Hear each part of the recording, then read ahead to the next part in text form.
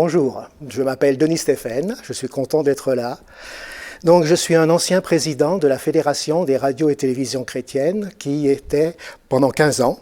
En fait, j'ai aidé les radios à s'organiser. Voilà, donc c'est vraiment maintenant, c'est un moment où j'aimerais vous faire partager ma passion de la radio. Donc, mon premier thème serait le format. Donc, le format, c'est un peu un terme technique qui définit un petit peu la radio. Par exemple, une radio de format musical, plutôt une radio de format musical gospel, ou une radio musicale classique, ou une radio parlée, ou une radio de débat. Donc, c'est la définition, comment est-ce qu'on définit la radio. Donc voilà, le format. Je vais vous donner une définition plus technique. C'est en fait un ensemble d'éléments de programmation qui définissent les règles d'antenne, qui définissent l'identité de votre radio. Donc c'est vraiment assez technique, mais nous allons le voir, c'est quelque chose qui est impératif de bien comprendre pour savoir bien gérer une radio et pour que cette radio rencontre vraiment son public. Donc je le répète, c'est des éléments de programmation et des règles d'antenne qui définissent l'identité de votre radio. Alors, l'origine du format. Vous savez que la radio a commencé, les premières émissions ont commencé en Belgique en 1913, puis elles ont stoppé à cause de la Première Guerre mondiale, de la Grande Guerre. Maintenant, elle s'est développée aux USA. Et aux USA, la radio a commencé à se développer et a rencontré un problème qui était le problème de la concurrence. Le problème qu'il y avait beaucoup de radios et il fallait que les radios puissent se différencier les unes des autres. Et elles ont travaillé la façon comment elles pouvaient se différencier. Et un peu plus tard, il y a eu la libération des ondes en France. Et les radios françaises ont copié un peu les techniques qui ont lieu aux USA. Et en fait, on a appris vraiment des USA comment faire le format en France. Maintenant, j'ai une question à vous poser. Quel est le but de la radio en général? Qu'est-ce que la radio produit? Vous savez qu'un fabricant de chaussures fabrique des chaussures. Un paysan produit des légumes. Un producteur de programmes produit des programmes prêts à diffuser. Et la radio, qu'est-ce qu'elle produit? Du son, des émissions, des nouvelles? Pas tout à fait. Si un fabricant de chaussures fabrique des chaussures, il y a une différence entre le fabricant de chaussures et le marchand de chaussures. Il y a une différence entre le paysan et ce que vous trouvez sur le marché. Ce que produit la radio, c'est vraiment une audience.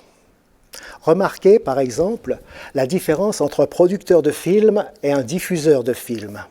Un producteur de film est quelqu'un qui a un sens artistique et qui fait une œuvre cinématographique. Un diffuseur de film est surtout quelqu'un qui gère, par exemple, une salle de cinéma, et son problème est plutôt un problème dans l'immobilier, un problème pour comment faire venir du public pour regarder différents films. Maintenant, vous avez deux métiers, par exemple. C'est un paysan qui vend ses légumes sur un marché. Alors que ce paysan va mettre une année pour produire certains légumes, sur le marché, il le vend en une journée. Et l'important, ce qu'il trouve sur le marché, ce n'est pas des engrais, ce n'est pas du temps, ce n'est pas du beau temps, mais ce qu'il a besoin, c'est des clients, un public. Nous retrouvons de la même façon avec le programme radio. Le premier métier de la radio, c'est d'acquérir du public, d'acquérir des auditeurs, d'acquérir une audience. Mais il peut apporter aussi un complément, puisqu'il crée aussi lui-même du son, il crée lui-même des programmes. Maintenant, j'aimerais vous parler de l'importance de l'audience. Alors pourquoi est-ce qu'une radio doit avoir de l'audience?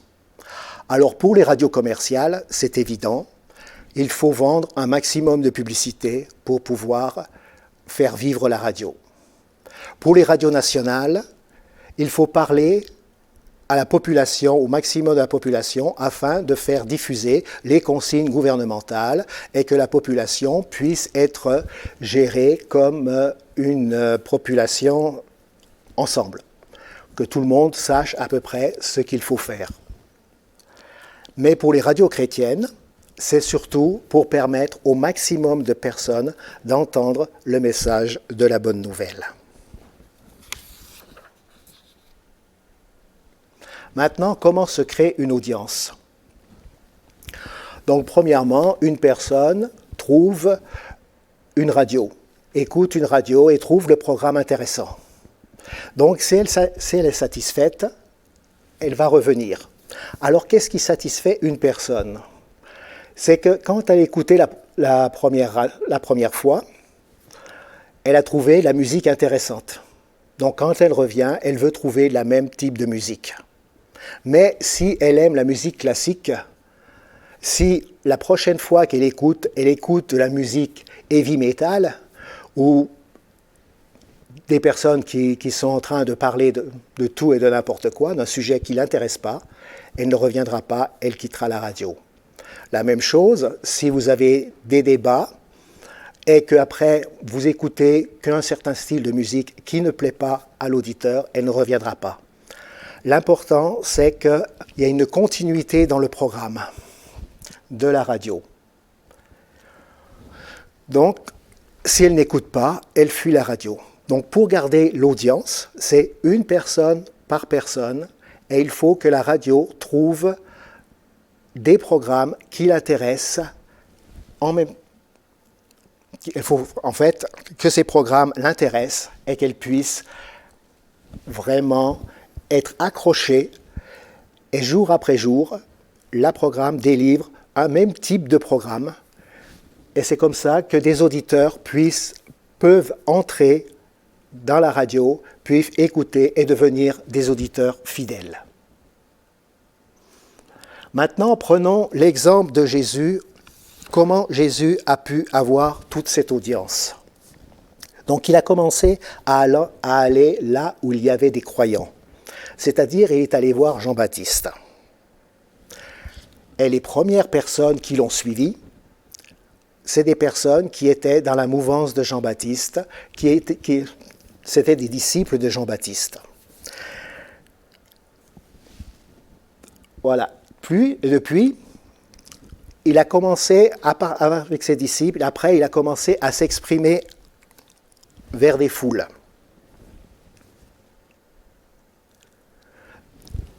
Ensuite, il a organisé ceux qui le suivent. D'abord, les 12 apôtres, puis après, les 70 disciples. Et une chose aussi importante, c'est qu'il a limité son rayon d'action. Il a dit qu'il était appelé que pour les brebis d'Israël. Donc ça doit nous enseigner, nous, à comprendre que l'on ne peut pas tout faire.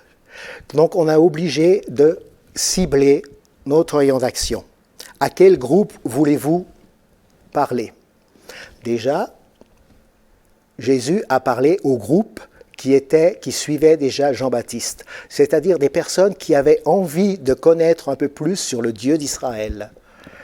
Puis il a bâti autour de lui une équipe dont les premiers disciples venaient du premier contact qu'il a eu. Et grâce à ça, il a pu quand même s'adresser à des foules. Mais il n'a pas été tout seul, il a organisé son équipe, tout en s'alignant vraiment sur toujours son but.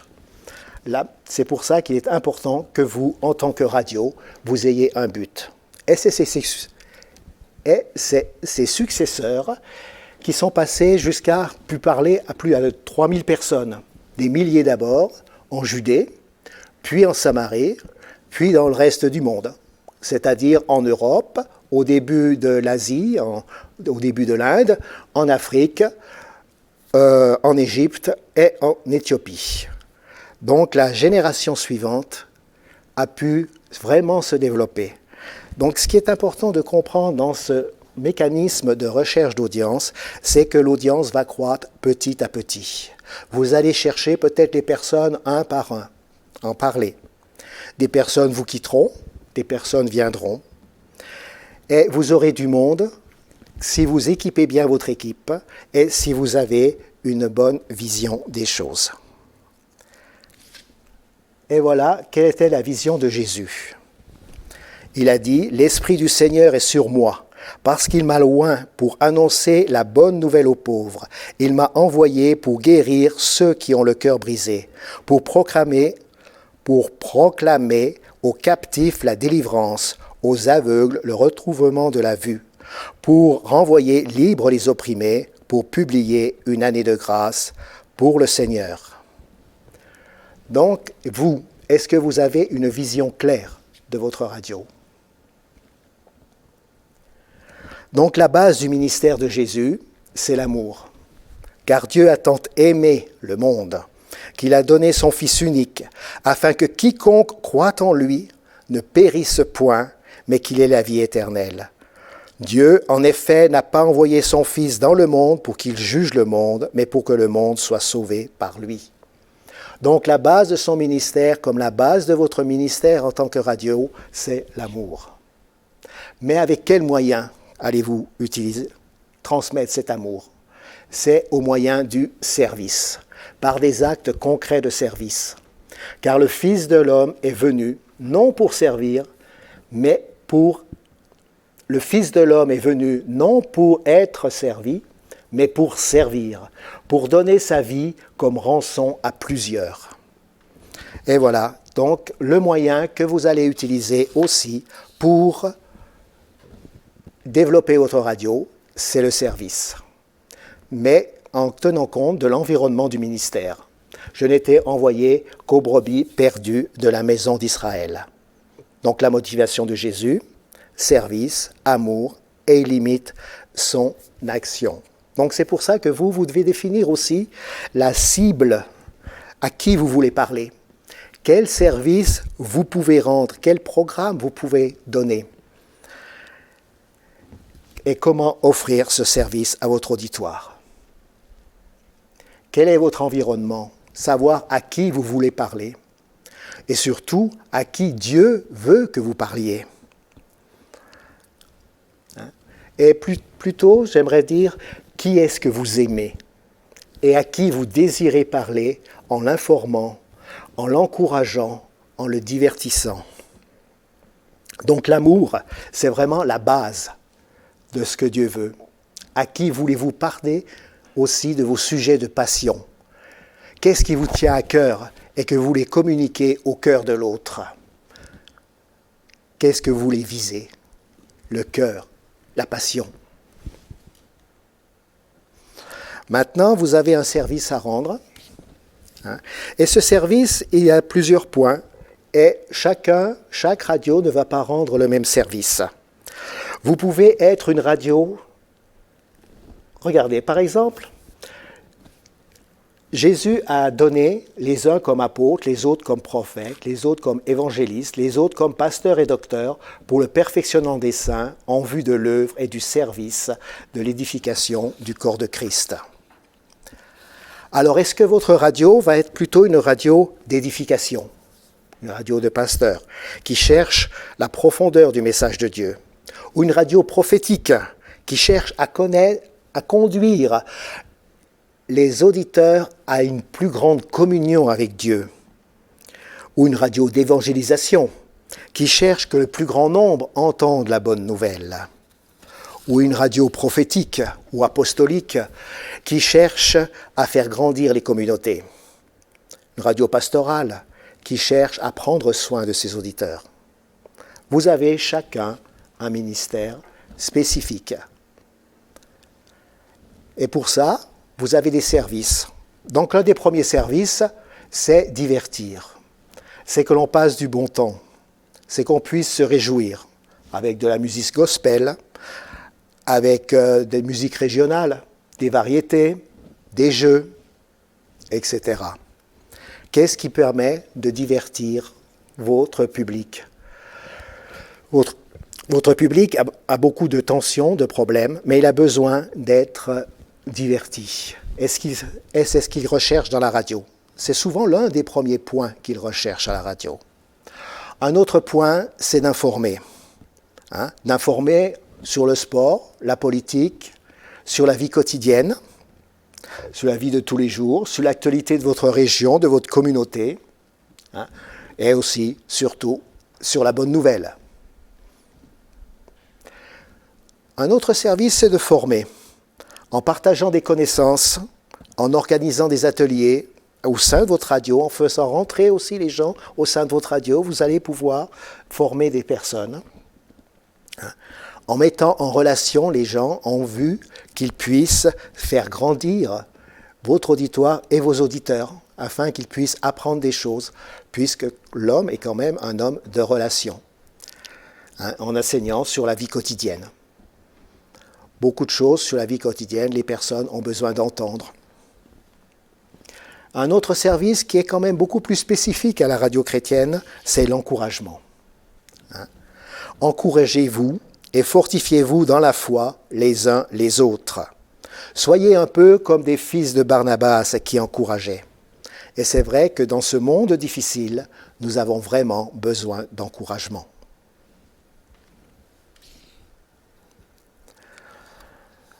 Si votre radio ne répond pas à ces besoins, ce n'est pas une bonne radio. Vous devez vraiment vous atteler à cela.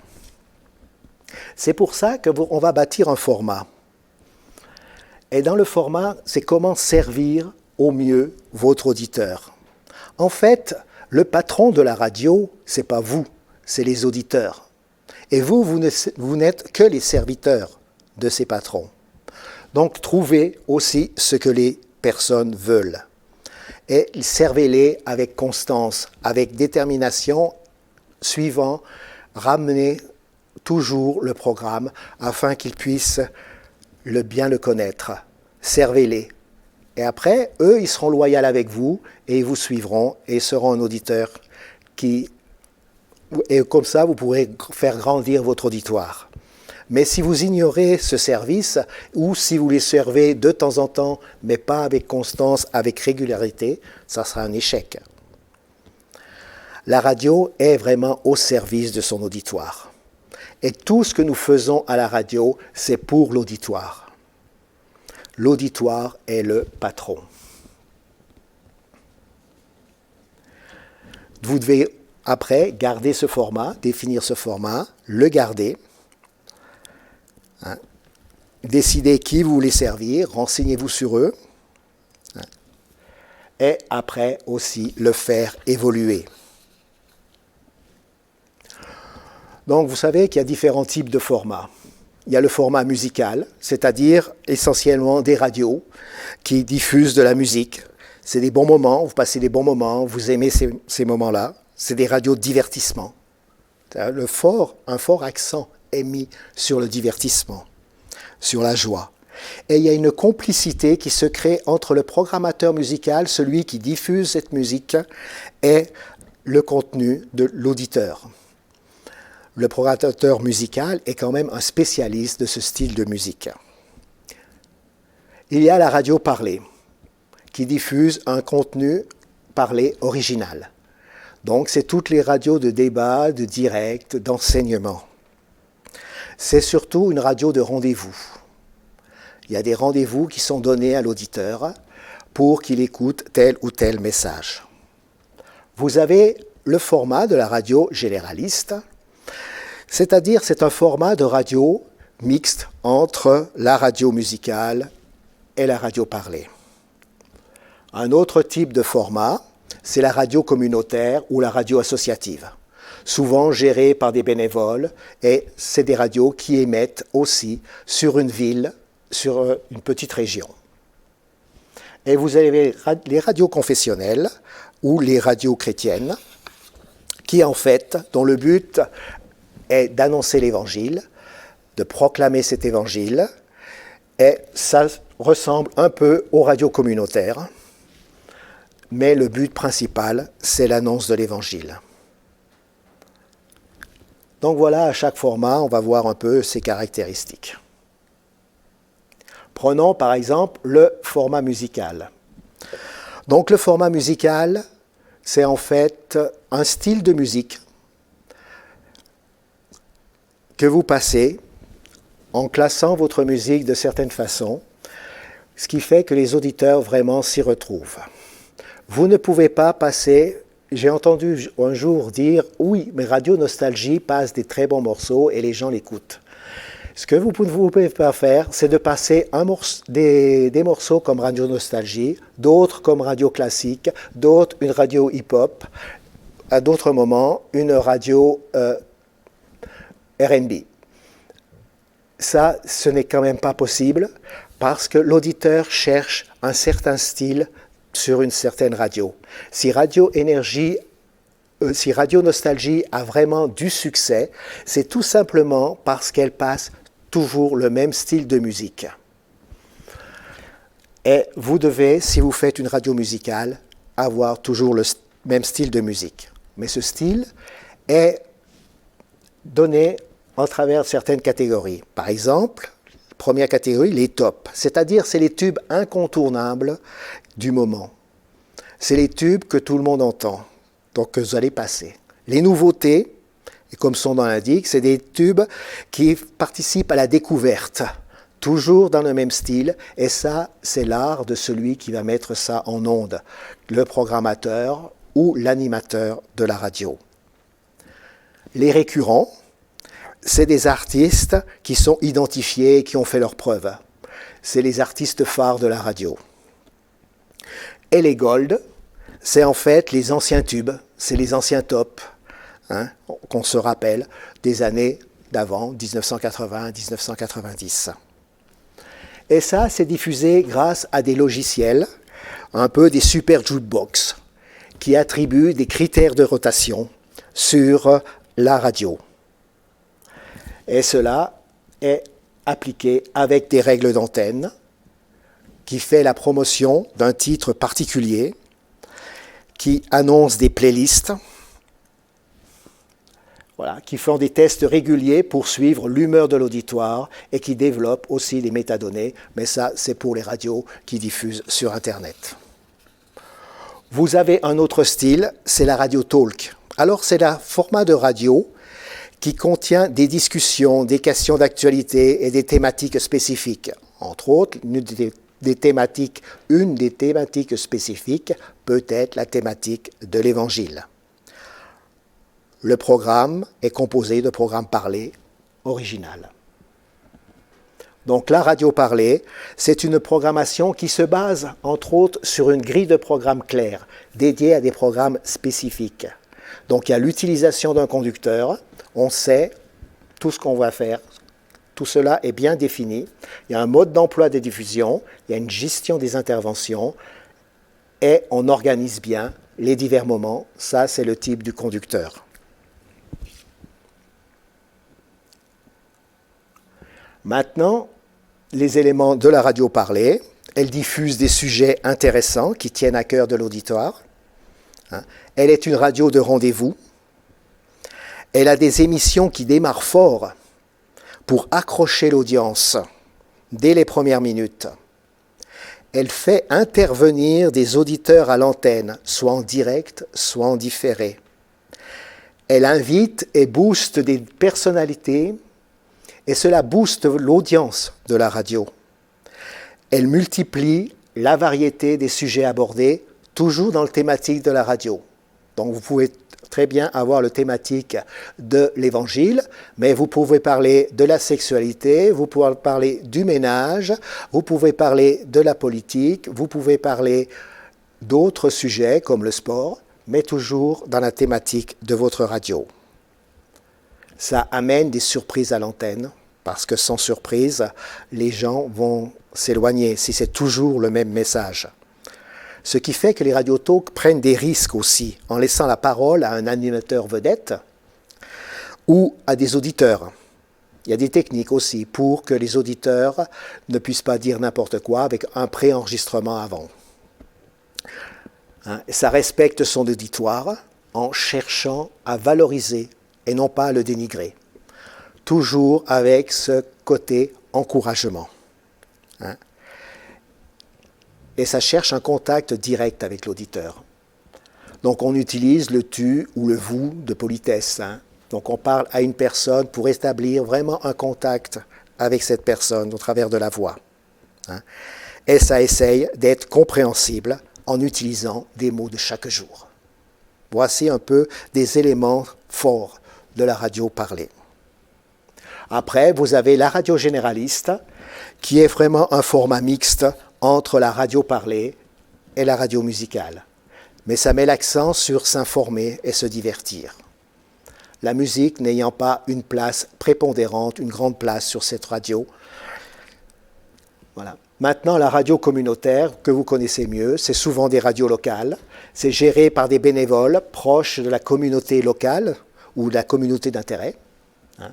Et ça met l'accent sur l'information, sur l'apprentissage. Et ça utilise la musique, puisque c'est quand même beaucoup plus facile de diffuser un programme musical qu'un programme parlé. Et ça manque souvent de moyens financiers.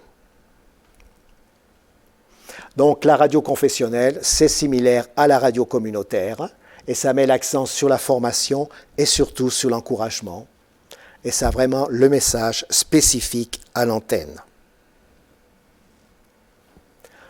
Et la musique soutient le message apporté oralement. Souvent, on a des chants qui sont spécifiquement chrétiens dans les radios chrétiennes.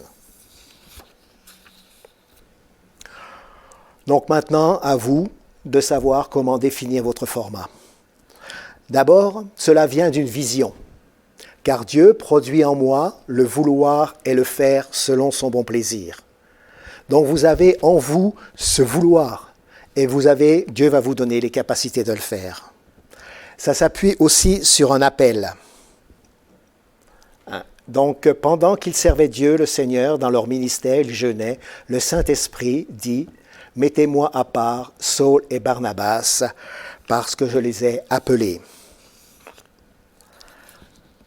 Donc, l'appel, c'est un peu une conjonction entre vos talents, ce que Dieu vous a donné comme capacité, votre fardeau, ce que vous avez envie de faire parce que vous avez vu des besoins. Donc, c'est les talents. Vous avez vu des besoins, vous mettez au service vos talents, au service de ces besoins, parce que vous avez un fardeau pour cela. Et c'est vraiment un peu comme ça, vous voyez aussi l'appel. Hein? Et les moyens. Il en sera comme d'un homme qui part. Il en sera comme d'un homme qui, partant pour un voyage, appela ses serviteurs et leur remit ses biens. Il donna 5 talents à l'un, 2 à l'autre, 1 au troisième, et chacun selon sa capacité. Et il partit. Voilà, donc les talents, c'est ce que Dieu vous donne. Qu'est-ce que vous avez? Maintenant, vous avez plein d'outils pour rechercher, pour définir votre format. D'abord, il faut connaître votre public. Ensuite, il faut voir à qui vous parlez, puisque vous parlez à une personne. C'est ce que j'appellerais l'auditeur idéal. Puis, regardez aussi la concurrence, puisque l'auditeur va pouvoir chercher ailleurs dont il a besoin. Regardez vos ressources et rédigez un format. Donc, je vous passe l'audience potentielle, c'est tout simplement l'audience que vous avez dans votre région. Ce qui est important, premièrement, c'est la langue, parce que la langue est un formidable moyen de communication, mais c'est aussi un très fort porteur culturel. Vous n'avez pas la même culture dans une langue ou dans une autre. Le sexe, si vous passez de l'heavy metal ou de la musique dure, ça sera plutôt un public d'hommes. Si vous parlez de l'éducation des enfants, ça sera plutôt un public de femmes. Vous avez l'âge. Il est difficile de trouver un chant qui corresponde à l'âge adulte et à l'enfant. Les intérêts changent d'une génération à l'autre. Vous savez aussi que les jeunes écoutent majoritairement des radios musicales.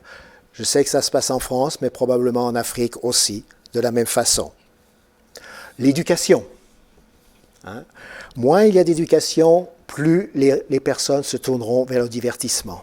Donc si vous voulez augmenter l'éducation d'une population sans éducation, utilisez le divertissement, les jeux, afin d'apprendre des choses à votre population. Mais la radio parlée est plus souvent écoutée par ceux qui ont le plus d'éducation. Maintenant, ce que je vous dis, c'est basé sur des études qui sont faites en Europe. Donc peut-être que dans votre pays, c'est à vous d'adapter en fonction de votre public. C'est pour ça que l'important, c'est vraiment de connaître votre public. Et vous êtes comme un fiancé, il a envie de connaître sa fiancée. Si vous l'aimez, vous chercherez à le connaître.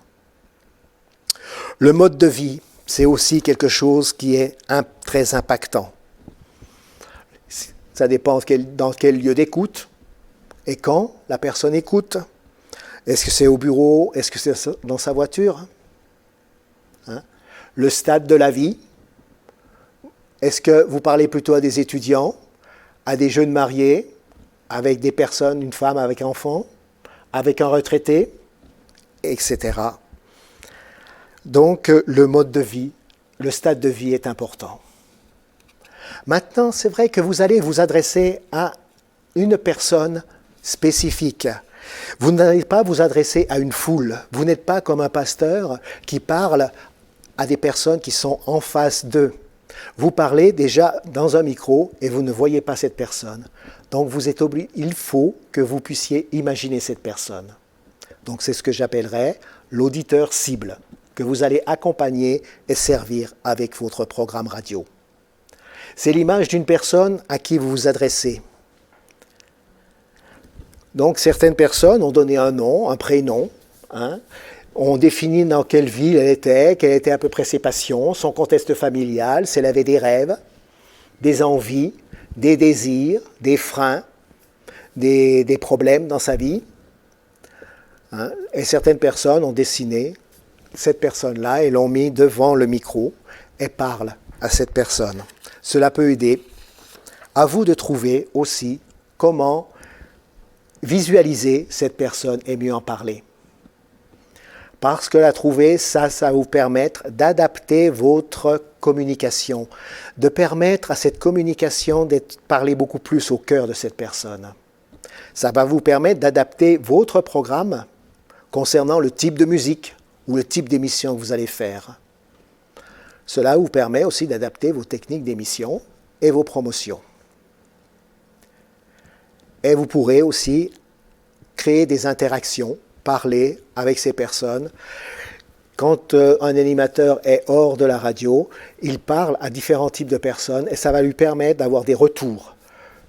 Puisque ces personnes que cet auditeur idéal va être aussi une personne que vous pourrez rencontrer quand vous allez faire votre marché, par exemple.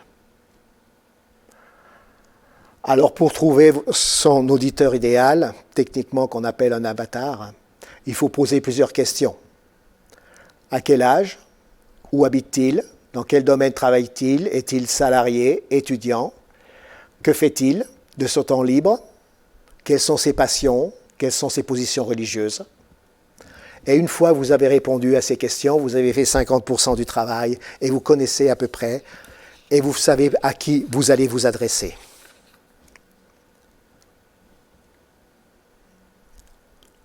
Maintenant, vous résumez tout ça pour que les animateurs puissent en tirer profit. Vous vous l'appropriez et vous le faites évoluer en fonction des retours que vous avez au niveau de votre radio. Je sais que c'est quelque chose d'assez technique, mais cela va vous permettre de bien savoir à qui vous parlez. C'est un minimum de travail à faire. Mais vous ne parlez pas non plus tout seul et l'auditeur n'est pas fermé. Ce n'est pas comme un auditeur qui va dans une salle de cinéma et qui va regarder un film. Il ne va pas sortir de la salle de cinéma au bout de 5 minutes. Et il ne va pas aller regarder un autre film. Ou quelqu'un qui va écouter une prédication à l'église. Si la prédication ne lui plaît pas, il reste par politesse. Alors que là, au niveau de la radio, non. Si au bout de 5 minutes, ça ne lui plaît vraiment pas, il va aller voir la concurrence. À vous de voir quelle est votre concurrence audiovisuelle, quels sont les sites Internet, où passe-t-il son temps aussi, et faire la liste de vos concurrents. pour savoir comment réagir. Hein? Donc la liste des concurrents va vous permettre de trouver des idées, de trouver des auditeurs et utiliser la technique David contre Goliath. Alors ce que j'appelle comme technique David contre Goliath, c'est tout simplement une technique toute simple, c'est que David a pris Goliath par surprise. Il n'a pas combattu Goliath avec les armes du roi, avec une armure, parce qu'il n'était pas entraîné pour cela. Notez que dans la vie de David, plus tard, il a utilisé l'épée de Goliath, il a utilisé l'arc d'airain, c'est-à-dire des outils militaires performants. Donc vous allez utiliser les techniques performantes, mais dans un premier temps, réfléchissez, qu'est-ce que vous savez faire? Quelles sont vos 5 pierres? Quelles sont votre fronde? Et prenez Goliath par surprise. N'attaquez pas votre public comme les autres radios, mais réfléchissez et laissez-vous guider par le Saint-Esprit pour trouver comment vous allez faire. Donc là, il a pris les 5 pierres, il a couru face à Goliath, il a utilisé sa fronde, une pierre a suffi, Goliath à terre. Était-il mort? Est-ce qu'il l'avait tué du premier coup? On ne sait pas. En tout cas, David a pris l'épée de Goliath et lui a tranché la tête. Et ce n'est pas lui qui a vaincu les Philistins, c'est qu'il a, grâce à ça, encouragé tout le peuple, et c'est tout le peuple qui s'est précipité sur les Philistins, et ça a été la victoire. Donc, utilisez cette technique de Goliath face aux autres, face à la concurrence. Mais vous avez des ressources, c'est-à-dire vous avez un appel spécifique, que vous soyez prophète, pasteur, etc. Tout cela, c'est pour équiper les saints, le corps. Vous avez une bonne connaissance du sujet. Si vous faites de la radio, veillez à ce que votre sujet, vous ne le connaissiez bien. Ne vous aventurez pas sur un sujet que vous ne maîtrisez pas, ou apprenez à le maîtriser avant. Mais vous arriverez à le maîtriser si vous avez vraiment une passion pour ce sujet. Et vous utilisez ça avec passion et avec sagesse. Et il vous faut aussi établir des relations à propos de ce sujet. Connaître les gens qui agissent dans ce domaine. Et c'est pour ça que je vous parlerai de cela dans la bonne équipe. Comment avoir une bonne équipe. Conclusion. Faites vos devoirs. Vous savez bien qu'à ce stade, les coureurs participent à la course, mais un seul reçoit le prix. Alors vous, courez de manière à l'emporter. Tous les athlètes à l'entraînement s'imposent une discipline sévère. Une discipline sévère. Ils le font pour recevoir une couronne de laurier qui va se faner, mais nous, pour une couronne qui ne se fane pas. Moi, je cours. Mais ce n'est pas sans fixer le but. Il a un but, Paul. Si je lutte, ce n'est pas en frappant dans le vide. Si vous faites des émissions, ce n'est pas pour émettre dans le vide. C'est pour toucher des personnes. Mais je traite durement mon corps. Je l'en fais mon esclave, c'est-à-dire mon serviteur. Donc notre corps, c'est notre serviteur afin d'être un bon serviteur pour les autres. Mais je traite durement mon corps, j'en fais mon esclave ou mon serviteur pour éviter d'avoir proclamé l'évangile à d'autres et d'être moi-même disqualifié. Donc c'est pour ça qu'il faut aussi vous annoncier l'évangile avec constance et ne pas être disqualifié. Et après, rédigez votre format. Sachez qui vous êtes, votre identité, vos règles de programmation. Si vous êtes une radio musicale, une radio parlée, une radio communautaire ou une radio religieuse qui annonce l'Évangile, sachez qui vous êtes. C'est pour ça qu'il est dit « J'ai donc décidé, à mon tour, de m'informer soigneusement de tout ce qui est arrivé depuis le commencement et de te l'exposer par écrit d'une manière suivie, tes honorables Théophile. et tu pourras reconnaître ainsi, tu pourras reconnaître l'entière véracité des enseignements que tu as reçus. Voilà, rédigez votre format afin que vous puissiez être au courant et que vous puissiez mettre au courant toute votre équipe. Donc moi, si j'avais un résumé à faire de tout ce que je viens vous dire, c'est que le patron de la radio, ce n'est pas vous, c'est votre audience. Et surtout, aimez votre audience. Aimez-la comme un fiancé aime sa fiancée. Courtisez-la, apprenez à connaître, à la connaître. Et surtout, servez-la avec constance, patience, continuité. Que le Seigneur vous bénisse.